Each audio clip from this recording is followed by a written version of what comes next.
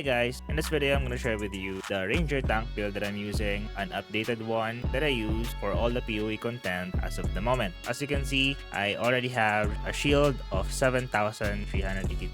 You can get this by using the Green Fist and a few Monk node and the passive skill tree. So this one is very good. It has a high chance of survivability, high DPS, high mobility. I really like this build more than the pure DPS build. Although I like the DPS, I like the feel of the damage output of that build. However, there are moments that my character is getting one shot by any environmental area of effect damage and something like that. So I'm gonna quickly share with you the gears. So for the build, all you need is to have fire, lightning, cold, and chaos resistances plus a high life. This is the same for every build in PoE. You need all those resistances to boost your survivability. And for this one, I do not have max chaos yet. I'm planning to add the jewels in the gauntlet and the boots. However, I'm still waiting for the patch. I'm also thinking of having rarity gems on those free slots, but I'm gonna keep them open right now. It's either I put rarity slots, but if it's nerfed in a few weeks, I'm just gonna put chaos resistance in those gears. So as you can see, I have 69 evasion, but with the wind dancer, I have 77% of evasion. I think 75% is the sweet spot. For my testing, anything below than 70%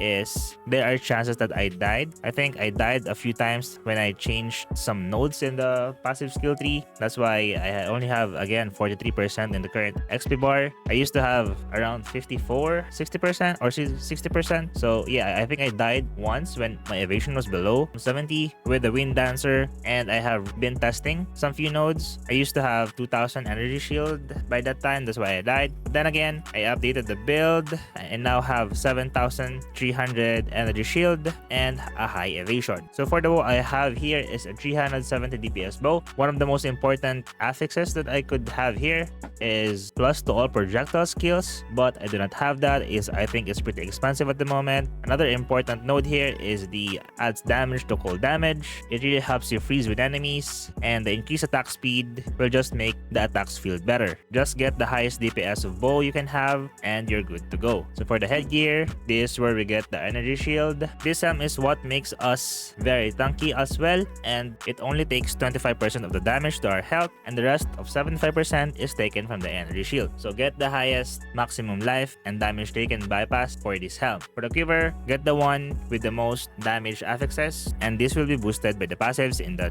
skill tree. For the other gears, I'm just focusing on the resistances, and for the boots, I'm using the one with the highest movement speed. Again, all you need for the gear for this to work is all the resistances and maximum life. As you can see here, I'm also using the Moria Invictus. You really don't need to have this as this is pretty expensive at the moment, but if you have the currency, this what I'm using, this takes up 40% on the elemental resistances and gives us rarity as well. Rarity is one of the most important affixes right now, but I think it's gonna be nerfed in the next few weeks. If you do not have this, you can just opt for a regular armor with max resistances, and that's pretty much it. That's pretty much the same on all of the gears, max resistances and max life. For the amulet, you could anoint patient barrier. Patient barrier is the expensive option, but if you wanna opt for the cheaper one, you can just go with pure energy. So basically, what patient barrier does is it gives you 60% of increased maximum energy shield, but it's an expensive anoint